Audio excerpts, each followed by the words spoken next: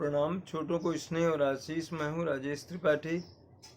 स्वागत है आपका मेरे चैनल धर्म दर्पण में। हमारे धर्म दर्पण में दो विभाग हैं। एक तो जो धर्म दर्पण नाम है चैनल का, उसमें हम लोग विचित्र विचित्र पौराणिक कथाएं प्रसंग आपको सुनाते हैं, और एक है राम कथा जो आप राम कथा रोज सुनते हैं।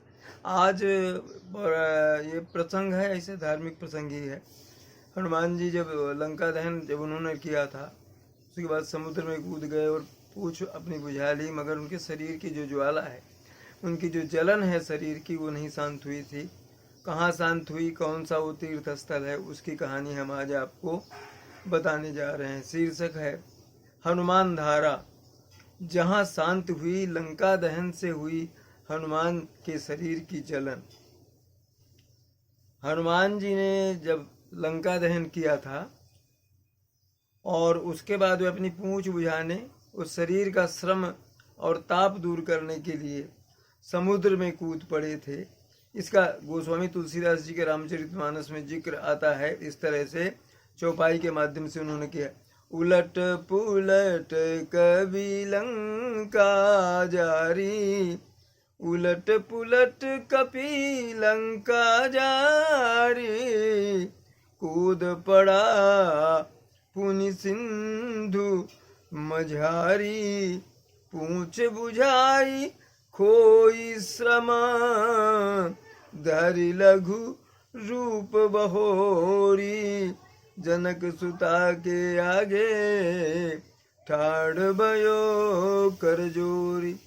उलट पुलट करके लंका को पूरा जलाने के बाद समुद्र में कूद गए, अपना पूछ बुझाए, थोड़ी वहाँ पर श्रम अपना दूर किया, सुस्ता लिए, विश्राम कर लिए। उसके बाद छोटा रूप कर लिया और जनक सुता के सामने अशोक वाटिका में जाकर हनुमान जी उपस्थित हुए। ये जिक्र आता है, रामायण में ऐसा उल्लेख है।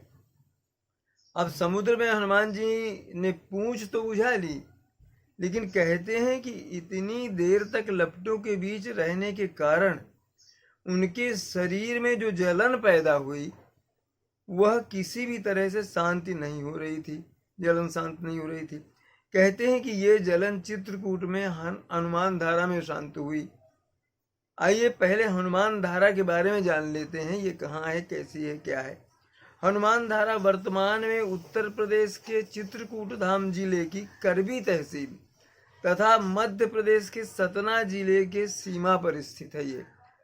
और चित्रकूट का मुख्य स्थान सीतापुर है, जो करबी से 8 किलोमीटर दूरी पर है। उत्तर प्रदेश के सीतापुर नामक स्थान के समीप ऊंची पहाड़ी पर यह हनुमान मंदिर स्थित है। यह स्थान विंध्य पर्वतमाला के मध्य में स्थित है। पहाड़ की चोटी पर हनुमान जी की एक विशाल मूर्ति स्थापित है, जिसके सिर पर 2 जल के कुंड से बने हैं, जो हमेशा जल से भरे रहते। ऊपर से जल गिरता है प्रपात से, और उनमें से निरंतर पानी जो बहता रहता है वो हनुमान जी की मूर्ति पर गिरता है। पूरा उसका जो जल है, मूर्ति के सामने एक छोटा सा तालाब है जिसमें झरने का पानी गिरता है। यह पानी उस तालाब से कहाँ जाकर विलीन हो जाता है किसी को पता नहीं। इसका धारा का जल जो है हनुमान जी को स्पर्श करता हुआ बहता है, इसीलिए इसका नाम हनुमान धारा पड़ा है।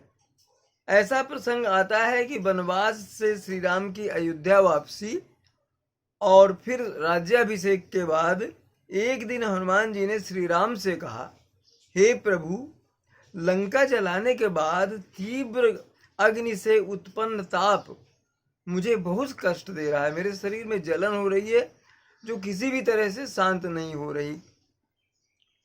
यह जलन कैसे शांत होगी, इसका मुझे कोई उपाय बताएं जिससे मैं इससे मुक्ति पा सकूं। इस जलन के चलते मैं सही से कोई कार्य ही नहीं कर पा रहा हूं। कृपया मेरा संकट दूर करें प्रभु। तब प्रभु राम ने सलाह दी कि हे हनुमान, आप चित्रकूट में एक पर्वत है, वहां जाकर आप वहां पर जाकर जाइए आप, और वहां पर अमृत तुल्य जी शीतल जल जो है प्रपात बहता है, उसके पास आप जाइए। उस जल से आपको शरीर के इस जलन से मुक्ति मिल जाएगी, ऐसा प्रभु राम ने कहा। अब वहां पर जाकर के वो जो है शरीर के ज्वाला से उनको मुक्ति मिली। हनुमान जी ने चित्रकूट जाकर विंध्य पर्वत से की पहाड़ी में श्री राम रक्षा स्तोत्र का 1008 बार पाठ किया।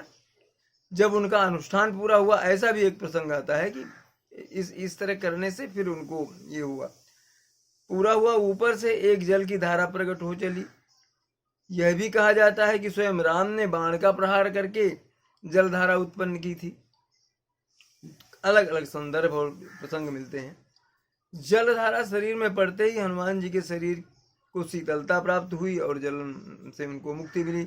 आज भी यहाँ यह जल धारा निरंतर गिरती है, जिस कारण इस स्थान को हनुमान धारा के नाम से जाना जाता है।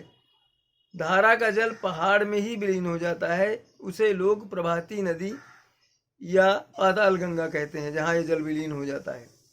इस धारा का जल हनुमान जी को स्पर्श करता हुआ बहता है, इसीलिए हनुमान धारा नाम पड़ा इसका। इसके दर्शन से हर एक तनाव से मुक्ति मिलती है तथा लोगों की मनोकामना, दर्शनार्थी की मनोकामना पूर्ण हो जाती है। ऊंची पहाड़ी पर 560 सीढ़ियां चढ़कर मंदिर तक पहुंचना पड़ता था। अब तो रोपवे के माध्यम से पहुंचना आसान हो गया है। नजदीकी एयरपोर्ट मध्य प्रदेश का सतना जिला है।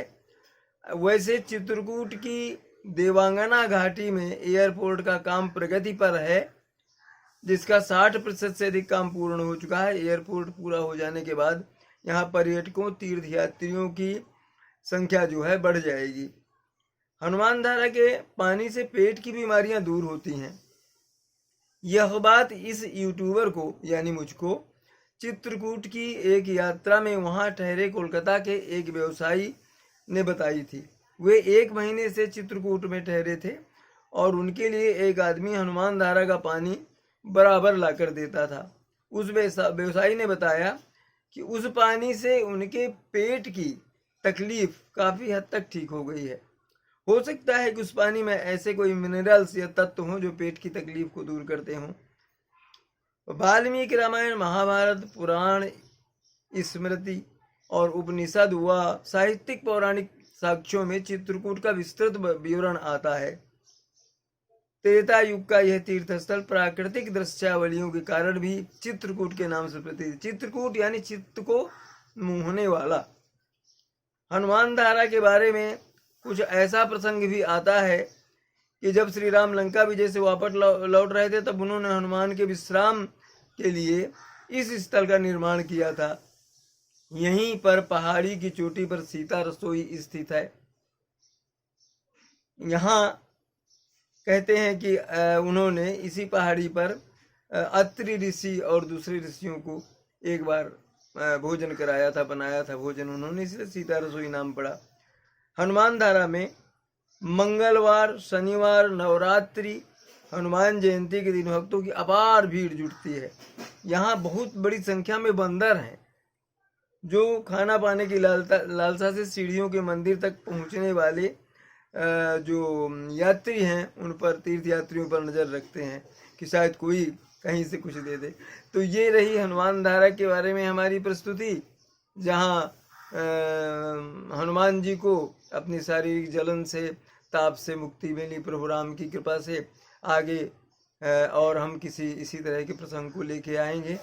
और आज तक के लिए इतना ही। नमस्कार।